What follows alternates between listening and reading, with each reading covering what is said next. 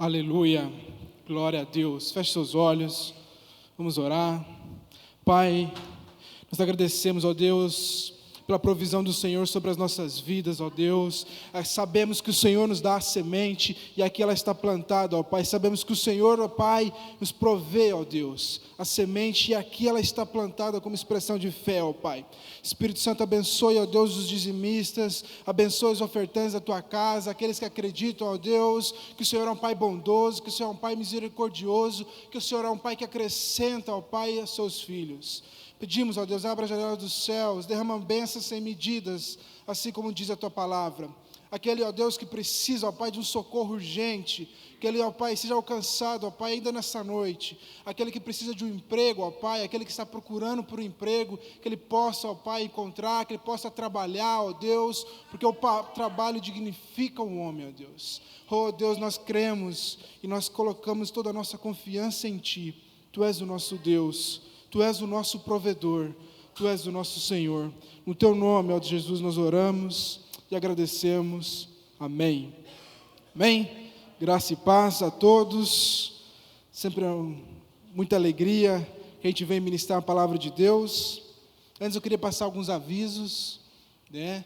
O primeiro deles é a livraria da igreja. Nós recebemos, no final do mês passado, livros, bíblias. Então você que precisa de uma Bíblia, você que está com tempo ocioso, está gastando muito tempo no Instagram, Facebook, WhatsApp, nós temos livros ali que vai abençoar muito a sua vida.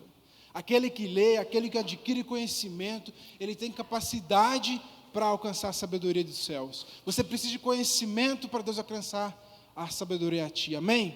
Busque conhecimento. Então eu te espero ali, eu, Adriano, no final do culto, na livraria, vamos te indicar bons livros, de acordo com a sua necessidade, de acordo com aquilo que você precisa no momento, e eu tenho certeza que Deus vai te abençoar muito, amém?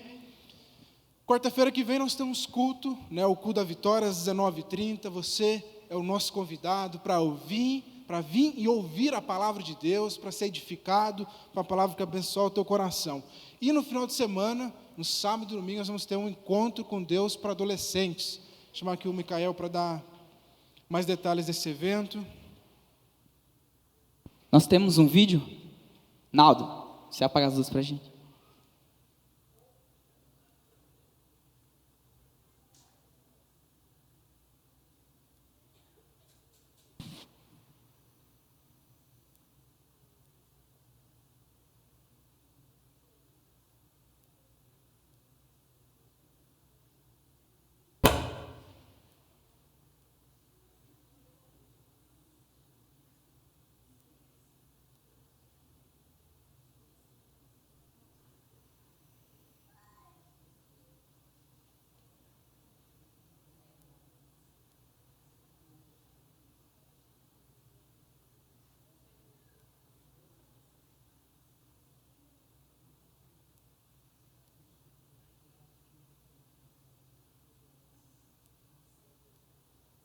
Aleluia, por favor, eu queria que os líderes da Rede Zoe fiquem de pé, por favor. Os líderes da Rede Zoe, quem é líder da Rede Zoe aqui? Discipuladores, ficam de pé em nome de Jesus. Pessoal, nosso retiro será dia 24 e 25, agora próximo sábado e domingo. Você que tem filho dessa idade de 13 a 17 anos, faça sua inscrição hoje, porque hoje é o último dia para o nosso evento. Vai ter festa das tintas, gincana, muita palavra de Deus, louvor. Então você que quer encaminhar o adolescente, nos procure essas pessoas que estão de pé, os líderes, os discipuladores. A gente vai estar fazendo a inscrição dele, está apenas R$60. O ônibus sairá daqui da igreja, da sede, às 13 horas. Aleluia! Olha o vídeo aí.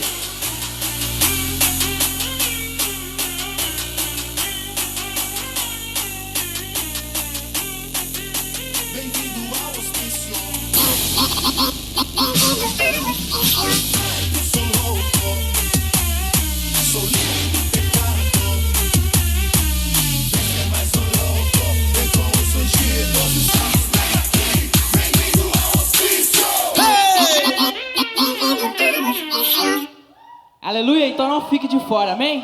Glória a Deus. Aleluia. E no outro final de semana, dia 30 de novembro, 1 e 2 de dezembro, nosso encontro com Deus, de adultos. Você que tem acima de 18 anos, você que está aqui nesse culto e nunca foi no encontro, peço que você me procure aqui no final do culto, né, ou quem estiver ali na livraria, para você tomar mais informações. Serão 3 dias na nossa chácara, onde você vai ouvir palavra de Deus, você vai ter comunhão com os irmãos, eu tenho certeza que você vai sair de lá transformado. O nome não é por acaso. Você vai lá e vai ter um encontro com Deus, literalmente, vai ser transformado, a sua vida vai mudar com certeza. É um divisor de águas, eu lembro até hoje, né, o encontro que eu fiz em agosto de 2008, e foi um encontro que mudou, agosto de 2009, mudou a minha vida completamente. Eu convido você a estar conosco lá. Você que é líder de célula, batalhe na sua célula, vamos colocar o máximo de pessoas lá. Você que não tem condição de ir, também me procura no final do culto, eu quero conversar com você, tenho certeza que você vai ir e vai ser uma bênção. 30 de novembro, 1 e 2 de dezembro. Abra sua Bíblia comigo.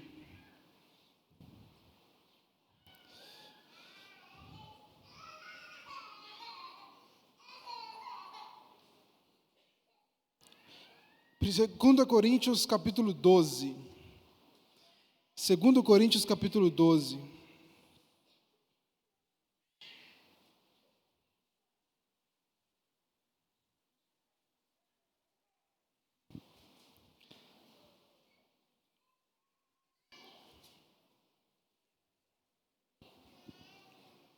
Segundo Coríntios capítulo 12, verso 7.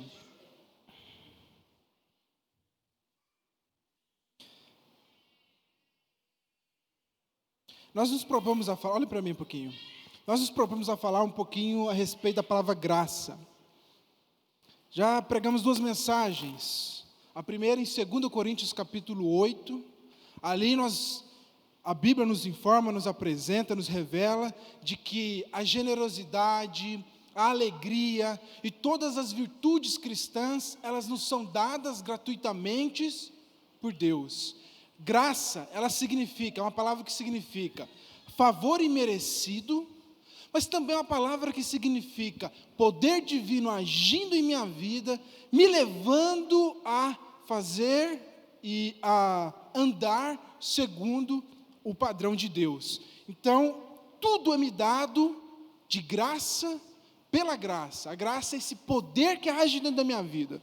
Então, se eu quero ser mais generoso, se eu quero expressar alegria, né, uma alegria, a alegria bíblica é diferente da alegria do mundo, se eu quero aquelas virtudes, os frutos do Espírito, que está em Gálatas capítulo 5, eu preciso orar a Deus e entender que tudo isso já foi colocado em mim, eu preciso simplesmente cooperar com Deus. Nós também estudamos, né, em 1 Coríntios, capítulo 15, que a graça, esse poder de Deus, me leva a trabalhar. E quando eu trabalho, quando eu deixo que a graça tome a minha vida, ela não se torna vã. É um poder que é útil quando eu começo a trabalhar, quando eu começo a colocar em prática.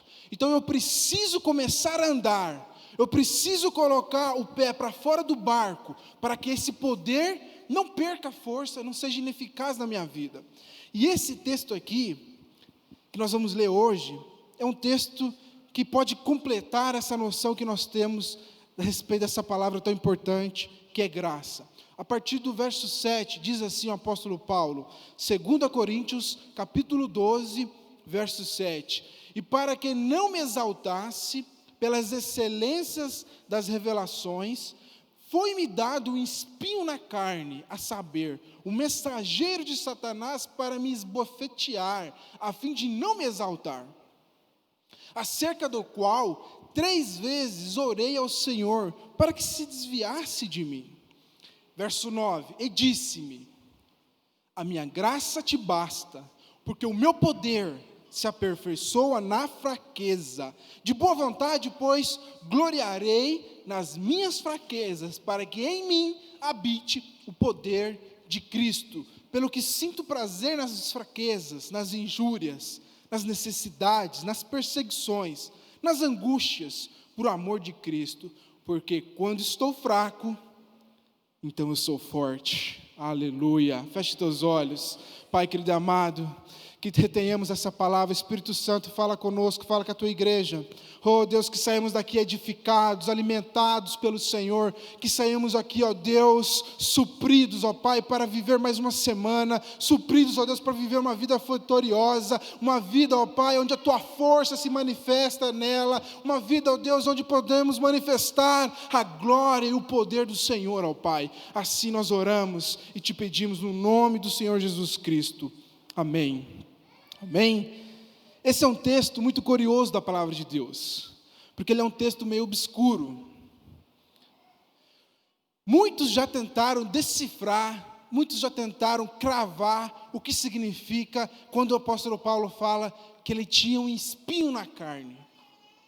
Nós vemos no verso 7 ele falando, ele começa falando para ele não se exaltasse. No capítulo 12 ele vai falar de uma revelação que ele teve. O apóstolo Paulo, ele foi até o terceiro céu. O apóstolo Paulo viu coisas que ele não conseguia exprimir, que ele não conseguia falar, que ele não conseguia expressar com palavras. Ele viu muita coisa. E aí ele fala no verso 7, olha, a revelação foi tão grande, foi tão grandioso a experiência que eu tive, que para que eu não me exaltasse, para que eu não me criasse orgulho, que eu não achasse que eu fosse um homem acima dos homens, Deus permitiu um espinho na minha carne. E aí esse espinho na carne tem tirado o sono de muita gente, Só que o importante não é o que era o espinho na carne, mas a lição que o apóstolo Paulo nos dá. Espinho, a palavra espinho, se você for traduzir ela para o nosso português, ela seria melhor traduzida por ferpa. Todos sabem o que é ferpa? Quando já tiveram uma ferpa, aquela lasquinha de madeira que ela entra no seu dedo ou entra em qualquer lugar do seu corpo e começa a incomodar. Seria essa a tradução que o apóstolo se refere, que ele tivesse como se fosse uma ferpa no seu corpo. Você pode entender a carne, os teólogos dizem que podemos entender de 3 formas. Uma forma ilustrada se referia às perseguições que o apóstolo Paulo sofria. Esse espinho na carne se referia a todas as perseguições que vinham sobre o apóstolo Paulo. Ele foi alguém muito perseguido pelas palavras, pela mensagem que ele dizia, pela ousadia de ele fazer e pregar a obra do Senhor. Ele foi muito perseguido. Você pode também entender que essa carne, a palavra carne, significasse literalmente carne. Então esse espinho na carne pudesse ser uma doença. Aí ficam conjecturando, qual que é a doença que o apóstolo Paulo tinha? Alguns dizem, de repente a maioria, que o problema de Paulo era oftalmia, uma inflamação no olho. E essa inflamação no olho deixava ele com aparência ruim para com as pessoas, deixava ele mesmo com sentimento de inferioridade, porque está escrito em Gálatas 4, 13 a 15, que o apóstolo Paulo se refere que os gálatas, se pudessem, tirariam os próprios olhos para colocar para o apóstolo Paulo. Você também pode entender que essa palavra carne aqui, ela significa o pecado. E significando o pecado, poderia ser uma tentação que o apóstolo Paulo sofresse. Então nós temos 3 possibilidades para a palavra carne. Seja ilustrada, seja figurada no sentido a carne como pecado, ou seja no sentido próprio de carne como corpo físico. Mas eu penso que o apóstolo Paulo, o Espírito Santo não permitiu que o apóstolo Paulo fosse específico aqui, justamente para ficar nesse caráter geral. Como você não sabe qual que era esse espinho na carne, esse texto se aplica a todos nós. Afinal de contas, todos nós temos um espinho na carne. Todos nós vivemos com um espinho na carne, assim como o apóstolo Paulo. Seja você que é tentado, seja você que é tentado de mais forte por algum tipo de pecado, seja você que é perseguido, ou seja você que passa por algum tipo de doença. Você passa por algum tipo de enfermidade na tua vida. Todos nós temos esse espinho na carne. E é uma palavra que pode se aplicar a todos nós. Eu te pergunto, qual é o teu espinho na carne? Você tem clareza? O meu espinho na carne é a minha família. O meu espinho na carne é a minha condição financeira. O meu espinho na carne é uma doença. O meu espinho na carne é o meu passado. Qual é o teu espinho na carne?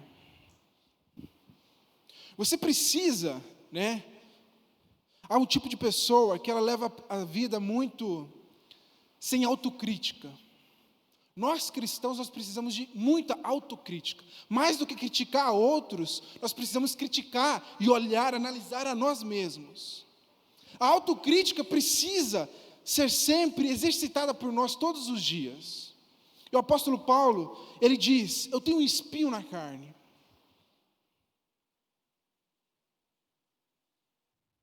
E aí, o que nós faremos com o teu espinho na carne?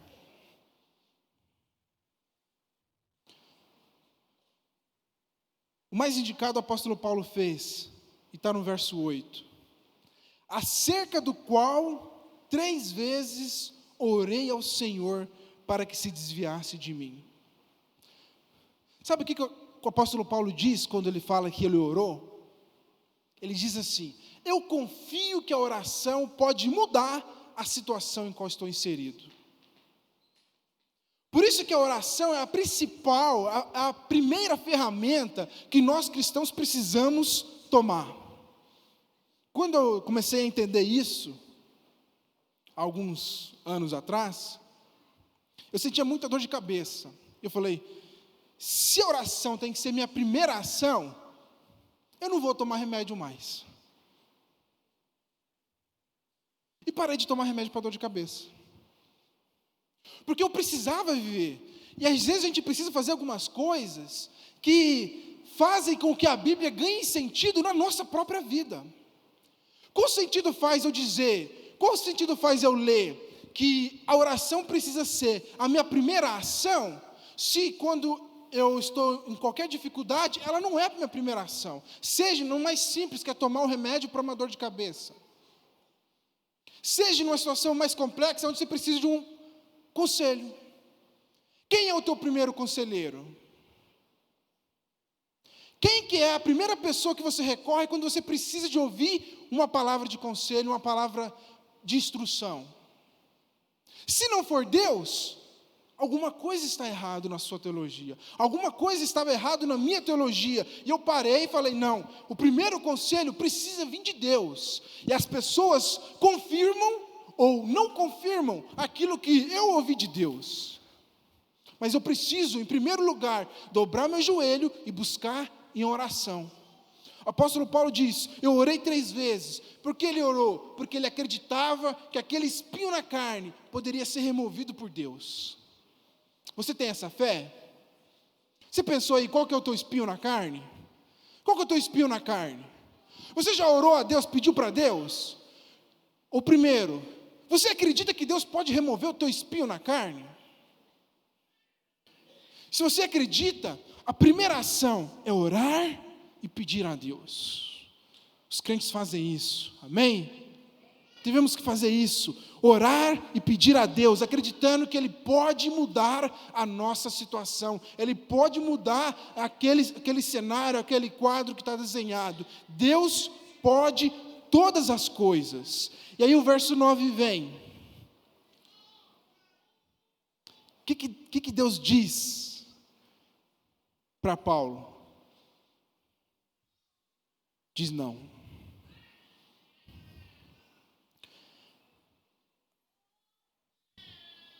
Nós temos uma dificuldade muito grande de ouvir não. Desde quando crescemos, a gente estava falando aqui, eu tenho 2 filhas pequenas. Como é difícil uma criança de 4 e 1 ano e meio ouvir um não. Quando ouve não, faz birra, se joga no chão, chora, esperneia, porque ele não quer ouvir um não, ele quer ouvir um sim. E você sabe que de cada 10 respostas que os pais dão para os filhos, 9 é não. E por que é que nós crescemos e nós não compreendemos isso? Nós crescemos de tamanho, mas a nossa maturidade continua de um menininho de 2 anos. Pedimos uma coisa para Deus e Deus diz não. O que nós fazemos? Sentamos e esperneamos. O apóstolo Paulo, olha a atitude do apóstolo Paulo. Isso está no verso 9. E disse-me, a minha graça te basta, porque o meu poder se aperfeiçoa na fraqueza. O apóstolo Paulo diz, de boa vontade, pois, me gloriarei nas minhas fraquezas. O apóstolo Paulo, a partir do momento que ele ouve a palavra de Deus, a partir do momento que ele ouve o veredito, e o veredito era não, ele se resignou com a situação. Você compreende isso? O apóstolo Paulo tinha maturidade suficiente para ouvir um não de Deus, entender que o não era uma resposta boa para ele. Porque nós achamos, se você que é pai, você vai entender muito bem essa mensagem. E isso a gente só entende depois que é pai, parece que muda uma chave na nossa mente. Porque nós, quando dizemos não para um filho, não dizemos por capricho. Nós, quando dizemos não para um filho, não dizemos por orgulho ou qualquer outra coisa. É para o bem dele. Quando Deus diz não para nós, Ele não diz não como alguém, um homem que é caprichoso, como um homem que é avarento, como um homem que pensa apenas em si mesmo. Quando Deus diz não para nós, é para o nosso bem. Assim, tanto o sim como o não de Deus é uma bênção. Você que é mais viajado como eu, viajado no sentido assim mais aéreo, imagina se Deus respondesse em sim para todas as suas orações. Onde estaria a humanidade hoje? Nossa, tem coisas que eu pedi para Deus que eu tenho vergonha de lembrar. Ainda bem que Deus diz não. Ainda bem que Deus, conhecendo o meu futuro, sabendo o que é melhor para mim, me diz sim e me diz não. Eu preciso saber, eu preciso entender que a resposta não de Deus é uma bênção. Ela também é uma dádiva. O apóstolo Paulo entendeu. Note muito bem, escute o que eu estou te falando. O apóstolo Paulo, ele não se resignou, resignar é se conformar. Ele não se conformou com a situação antes da oração. Então ele tinha um espinho na carne, como você tem. O que ele fez? Ele foi orar a Deus e pedir a Deus.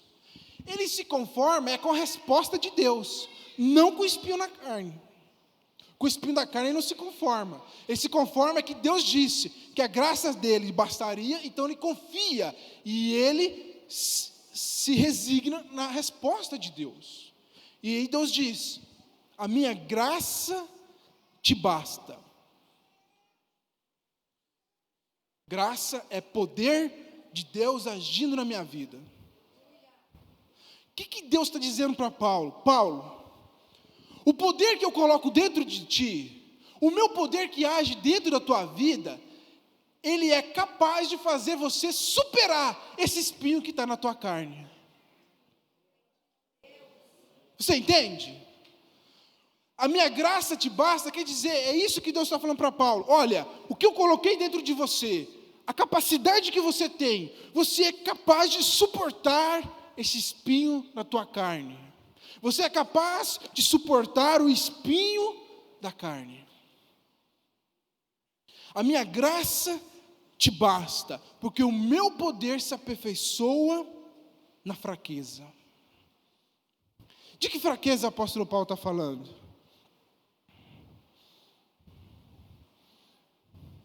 Com certeza não é da fraqueza de alguém que se entrega ao pecado. Com certeza não é da fraqueza de alguém que se resigna com a situação e simplesmente para de lutar. Porque nós vemos isso em muitos crentes. Simplesmente para de lutar. Simplesmente se resigna à sua fraqueza. E aí olha textos como esse, interpreta seu bel prazer, como esse aqui, como um outro em Romanos, e fala, já que o poder de Deus, ele se manifesta na minha fraqueza, eu vou continuar parado, eu vou continuar fraco, eu vou continuar indolente, eu vou continuar suscetível ao pecado. Essa fraqueza de Paulo aqui não pode ser entendida em hipótese alguma como alguém que se entregava à fraqueza. Em Gálatas ele fala, em Romanos também, para que o poder de Deus superabunde, quando tem muito pecado, o poder de Deus superabunda. Mas eu vou me entregar ao pecado para que aumente ainda mais o poder de Deus? Não, de forma alguma. Quando o apóstolo Paulo aqui fala da fraqueza, e ele fala que de boa vontade se gloria na sua fraqueza, ele está falando da autoconsciência de que ele é fraco. E a fraqueza, ela tem um ponto positivo.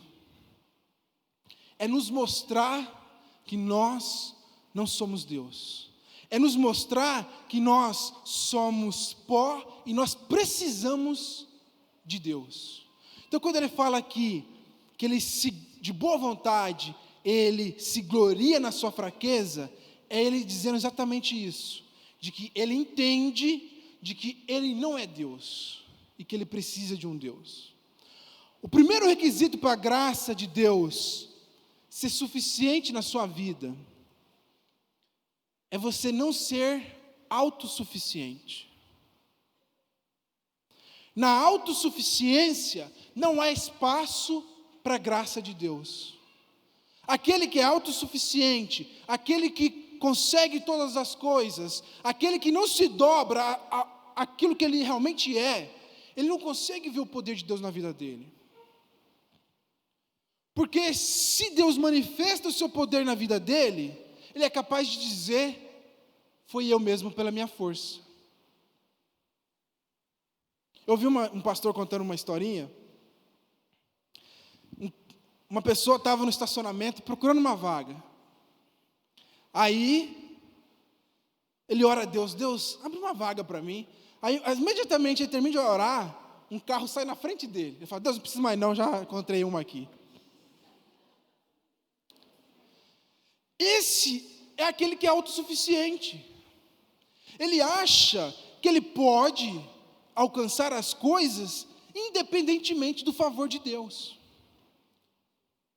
Quando eu era criança, eu assistia o programa do Silvio Santos, e aí eu ficava imaginando, se ele fosse, criança não, adolescente, se ele fosse um pregador, se ele fosse cristão, ele alcançaria muitas pessoas para Cristo. Olha como que ele se comunica. Porque achava eu que Deus pegaria alguém pronto, precisaria de alguém pronto para propagar o seu evangelho. E olha onde eu estou eu. Alguém que não tem 1% da capacidade de comunicação daquele homem, e Deus me coloca quase que diariamente para pregar o evangelho. Justamente para mostrar, e aí nesse caso ele mostra para mim mesmo, que ele não precisa de homens altamente capacitados. Não é o meu melhor que ele vai usar. Ele é apesar das minhas dificuldades que ele vai me usar, para mostrar para mim que não é eu que faço. Se alguém se converte, se alguém tem a sua vida mudada, não é por causa de mim, é apesar de mim, por causa do poder dele agir na minha vida. E eu preciso entender isso. Então por isso que Deus não se manifesta no autossuficiente. Ele se manifesta naquele que olha para suas fraquezas e enxerga quem ele realmente é. Quando a coisa acontece, quando o milagre acontece, como acontece todas as coisas da minha vida, em nada eu posso trazer a glória para mim mesmo. Em todas as situações de vitória na minha vida, eu tenho que necessariamente tributar a glória a Deus, porque foi algo tão miraculoso que a minha capacidade humana, a minha incapacidade humana, melhor dizendo, não poderia ter conquistado. E é esse o sentimento do apóstolo Paulo. Tanto é que como nós lemos lá em 1 Coríntios capítulo 15, ele tributava tudo à graça de Deus, ele tributava tudo à glória de Deus. E nesse sentido a fraqueza é importante, porque a fraqueza me mostra quem eu sou. Conta-se uma história de que os imperadores romanos, quando eles ganhavam uma batalha, eles voltavam em cortejo triunfal para sua cidade, e na carruagem do imperador tinha um escravo que ficava logo à sua frente, sentado, sem fazer nada. E a função desse escravo, de boca fechada, era simplesmente mostrar para o imperador romano de que ele era homem mortal. Lembra-te de que és mortal. Para que o imperador não achasse que ele fosse alguém acima dos homens.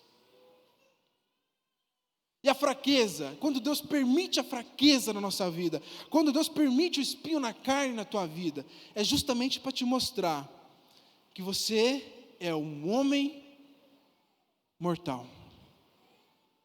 De que você é um homem que precisa da graça dele.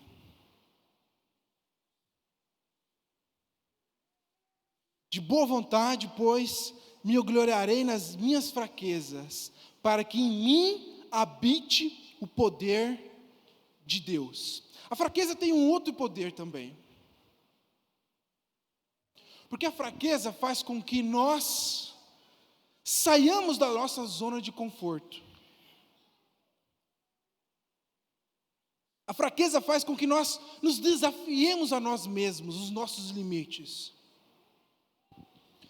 O espinho que está na tua carne, a fraqueza que te acompanha,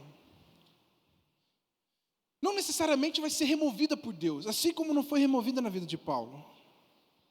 Porque ela nos tem o poder de impulsionar para algo melhor. Eu lembro quando eu estava no 4º ano da minha faculdade, minha graduação, aí eu resolvi fazer um concurso público, e o meu tutor, o meu orientador na época, falou: não faça esse concurso. E eu falei para ele: eu preciso fazer esse concurso, porque esse concurso, ele vai me dar estabilidade financeira. Eu ganhava na época R$600 numa bolsa estágio, e eu precisava me sustentar, então eu precisava de um recurso. Ele falou: justamente por isso que você não pode fazer. Porque esse salário que você vai ganhar vai fazer com que você se acomode. Não ouvi ele. Mas Deus é capaz de, nos nossos erros, nos direcionar para o seu caminho. Mas a verdade é que mesmo a dificuldade financeira pode ser um instrumento de Deus na tua vida. Você crê nisso? Mesmo uma doença pode ser usada por Deus, não que Deus tenha colocado a dificuldade financeira, não que Deus tenha colocado a doença, mas Deus pode, como ele diz em Romanos capítulo 8, reverter aquilo para o nosso bem. Todas as coisas podem cooperar para o nosso bem. Porque essas coisas, a dificuldade financeira faz com que eu seja mais astuto nas minhas proposições, que eu seja mais batalhador, que eu seja mais perseverante, que eu busque alcançar aquilo que eu almejo. De repente, a sua fraqueza hoje, ela é o vetor que você precisa para que você alcance coisas maiores. E se você perder aquela fraqueza, você vai se estagnar, você vai parar.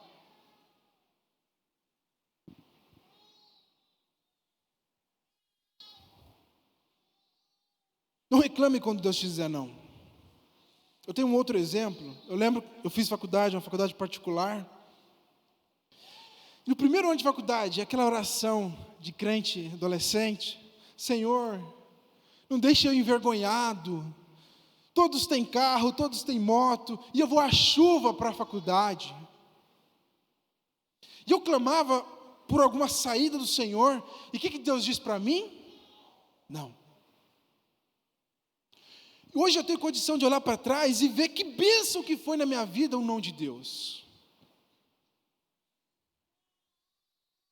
O não de Deus pode ser uma bênção na sua vida. Coisas maiores estão por vir, lugares mais altos estão por vir, porque você vai continuar uma caminhada que Ele tem proposto para você.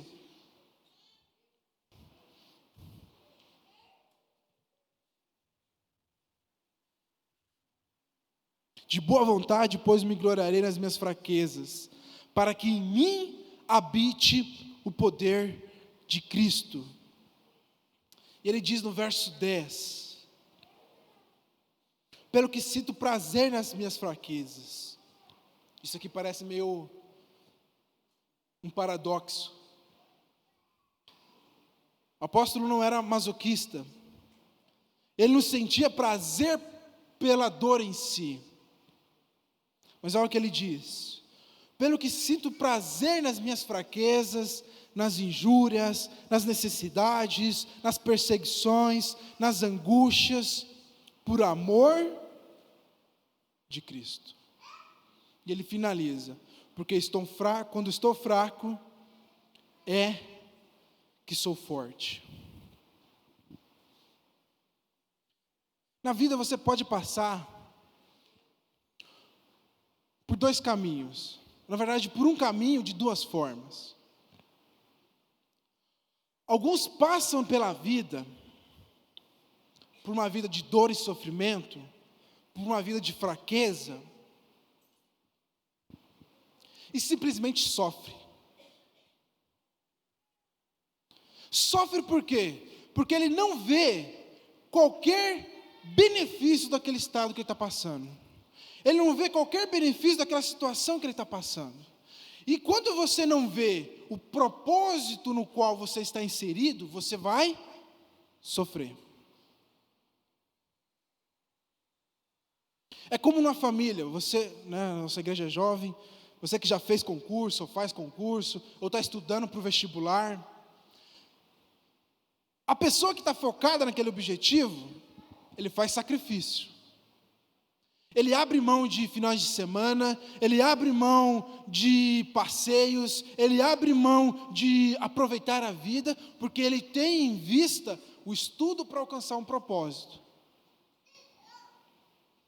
Mas a família dele, ou quiçá, até outros concurseiros ou estudantes, passam pela mesma via que ele passa. Mas se não vislumbram o porquê estão passando por aquilo, nunca vão chegar a lugar nenhum. E o pior, vão viver uma vida ruim, de sofrimento, de tristeza, de derrota. É muito diferente quando você entende, como o apóstolo Paulo diz: eu sinto prazer nas minhas fraquezas, mas não é porque ele amava sentir uma dor. Tem gente que gosta, né? Aquela picadinha de agulha. Ele não sentia prazer naquilo.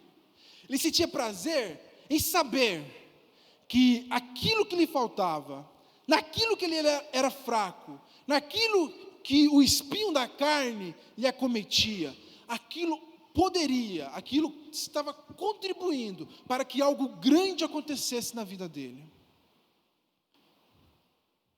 Então eu posso simplesmente sofrer ou me sacrificar. Eu que escolho. Eu posso escolher uma vida de sofrimento, onde eu não vejo o propósito de Deus na minha vida. O propósito de Deus é eu não ter um emprego melhor hoje. O propósito de Deus é eu ter que andar a pé hoje.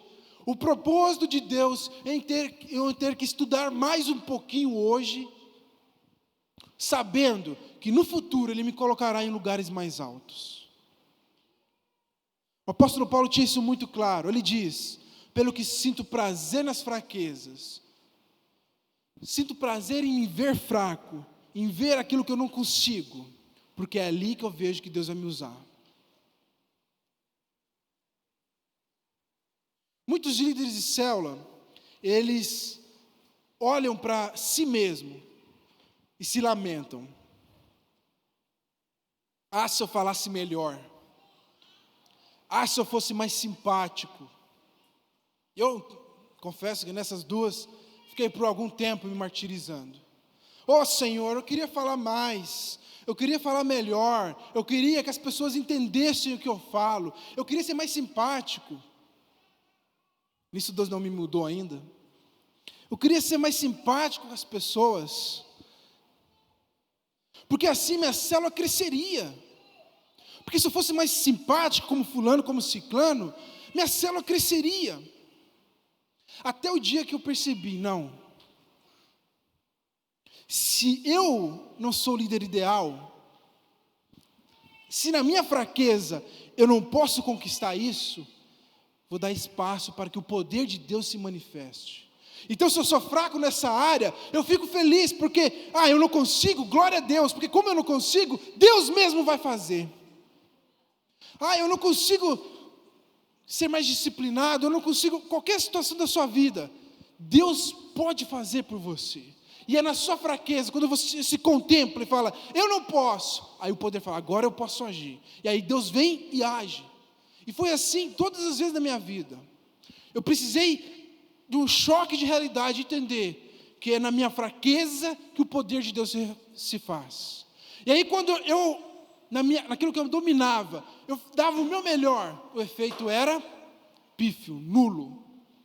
E naquilo que eu não dominava, naquilo que eu era fraco, aí vinha Deus e bum, explodia.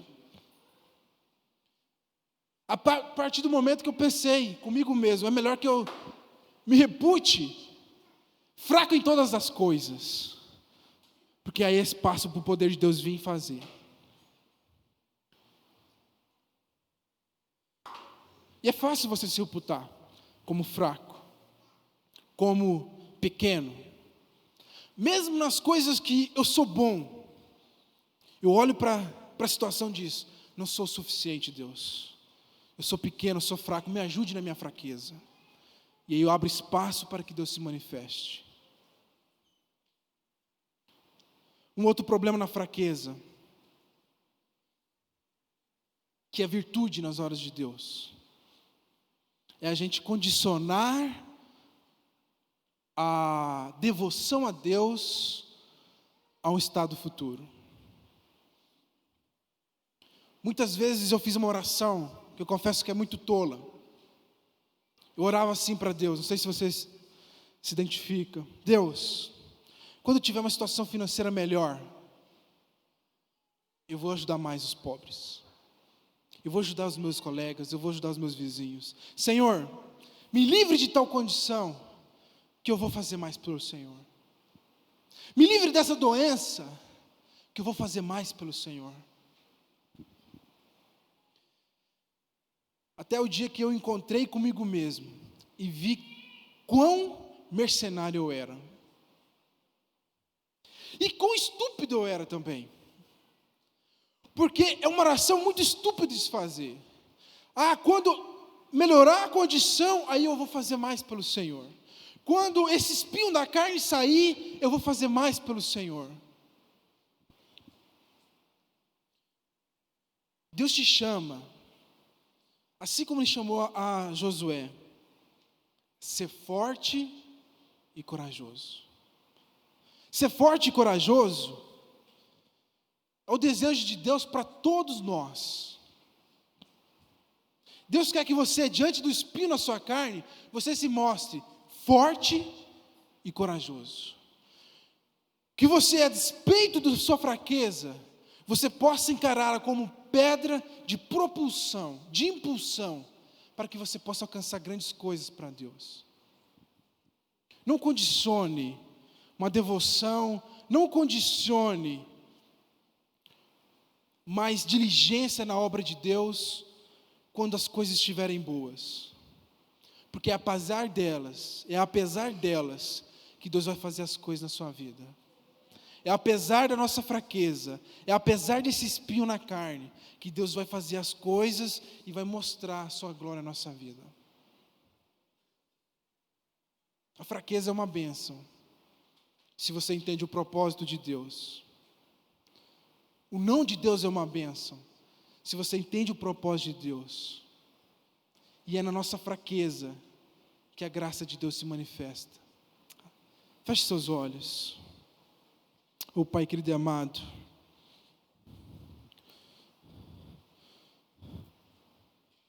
nós oramos nessa noite, ó Deus, para que tenhamos, ó Pai, a mesma compreensão que o apóstolo Paulo teve. Oh Espírito Santo, que sejamos uma igreja, ó Deus, de pessoas íntimas de Ti, a tal ponto de saber, ó Pai, as respostas do Teu coração. Que sejamos íntimos do Senhor, ó Pai, a ponto de saber, ó Deus, quando é sim e quando é não. E quando sendo não, ó Pai, possamos ver a nossa fraqueza, ver o nosso espinho na carne, ver a nossa debilidade, ó Pai, como pedra de propulsão para que a glória, a graça do Senhor se manifeste em nossas vidas. Oh Espírito de Deus, que sejamos cada vez mais fortes, que sejamos cada vez mais corajosos, e a despeito da situação que nós estamos inseridos, a despeito, ó Deus, das circunstâncias que nos cercam, possamos, ó Deus, assim como o apóstolo Paulo, sermos eficientes, ó Deus, dando vazão para a Tua glória em nossas vidas, dando vazão para a Tua graça e Teu poder. Oh Deus, é a nossa oração. Você ainda de olhos fechados, quero fazer um convite para você. Você que nessa noite entende que você é fraco. É a primeira reflexão que nós precisamos fazer. É entender que nós não conseguimos salvar a nós mesmos. Nós precisamos da graça de Deus. Nenhuma obra que nós possamos fazer, qualquer coisa que possamos dar ao Senhor, pode fazer com que apague a nossa vida de pecado, pode mudar a nossa vida. Nós precisamos da graça dEle agindo em nós. Eu faço um convite para você nessa noite, você que quer entregar a sua vida a Jesus, você que quer se entregar a Ele, reconhecer a sua fraqueza, reconhecer a sua pequenez, e que Ele é o Senhor, que pode mudar a sua vida. Levante seu braço como sinal. Você que nessa noite quer fazer essa confissão de fé, entregando a sua vida para Jesus, o recebendo como Senhor e Salvador. Amém. Que você tenha uma outra oportunidade, no nome de Jesus. Amém. Nós vamos orar apresentando uma criança. Queria que a igreja se colocasse de pé.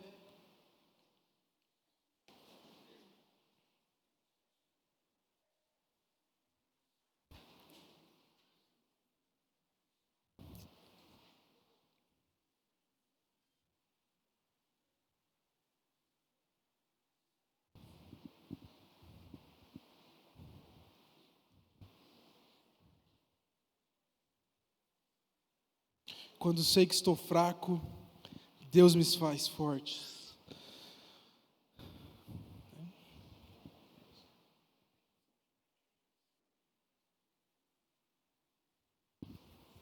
Tem mais alguém que quer apresentar hoje?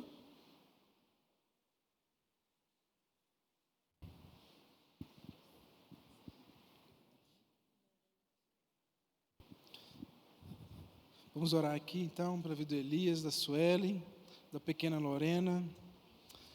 Pai querido e amado, apresentamos, ó Deus, a pequena Lorena, ó Deus, a Ti, ó Pai. Ó Espírito Santo de Deus, acompanhe todos os seus passos, acompanhe os pais, ó Deus, que eles saibam, ó Deus, educá-la segundo os Teus princípios, segundo os Teus valores, que eles possam, ó Deus, equipá-la, ó Pai, de toda sorte de bênção, de todo o conhecimento necessário para ela viver o melhor do Senhor na vida dela e cumprir com o chamado dela, ó Pai.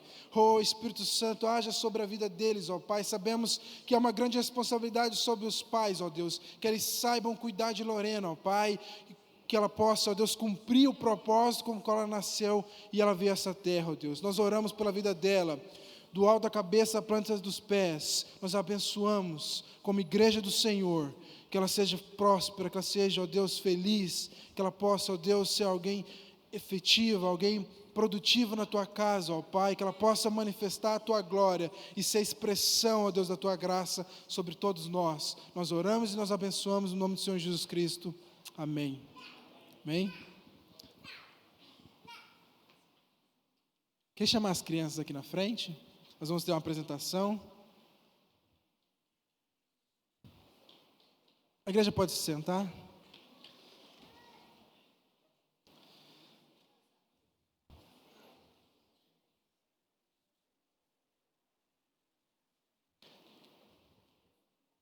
Nós precisamos investir, olha para mim.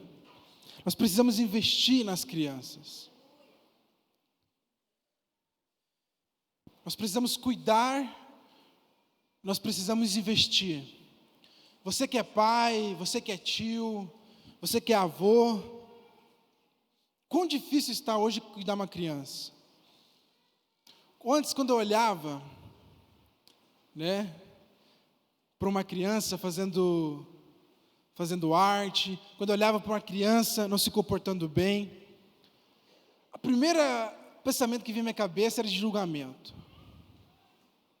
De julgar aqueles pais, de julgar aquela situação. Mas o fato é que hoje está muito mais difícil educar e criar um filho do que esteve há 10 anos atrás. Eu lembro, minhas irmãs estão aqui, participei ativamente da educação delas. E quando educo hoje Ana Lara e Maria Júlia, vejo quão mais fácil era antes. Então nós precisamos, os pais muito diligentes, com controle de internet, com controle de TV, mas nós como igreja, nós precisamos entender a nossa missão. Não podemos só focar na evangelização de adultos. Você precisa focar na evangelização de crianças também. Porque quando você evangeliza uma criança, você pode mudar a vida dela. Eu lembro da história de um colega meu de trabalho, que não é cristão. E aí ele me fala que um vizinho dele, que era cristão, todos os dias, ele é adventista, todos os sábados, esse vizinho pedia: posso levar a tua filha comigo na igreja? Aí ele deixava, Às vezes, os pais, eles querem se ver livres dos filhos. Olhe para mim. E aí aquele vizinho levava todos os sábados aquela criança para a igreja. E qual surpresa nós não temos hoje? Toda aquela família hoje é cristã, é evangélica, por causa do vizinho levando a menina para a igreja. De repente você não tem filhos, mas você pode trazer nos domingos à noite o filho do teu vizinho. De repente você não tem filhos, mas você pode levar o filho do teu vizinho numa célula. Você pode mudar a sorte, não de uma vida só, da família dela inteira, evangelizando a criança. Que você possa ter essa mente aberta. Que as crianças sejam para você muito mais do que uma criança. Seja um futuro adulto, porque elas vão crescer. Amém?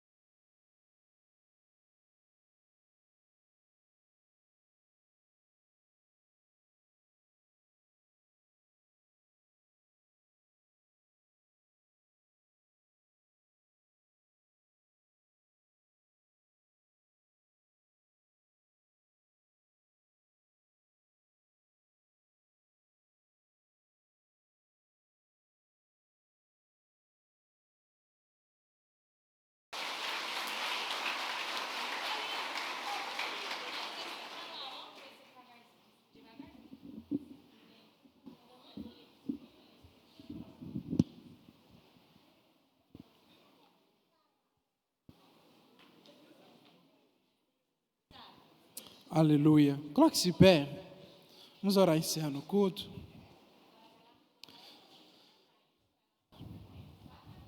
Feche seus olhos, Pai querido e amado.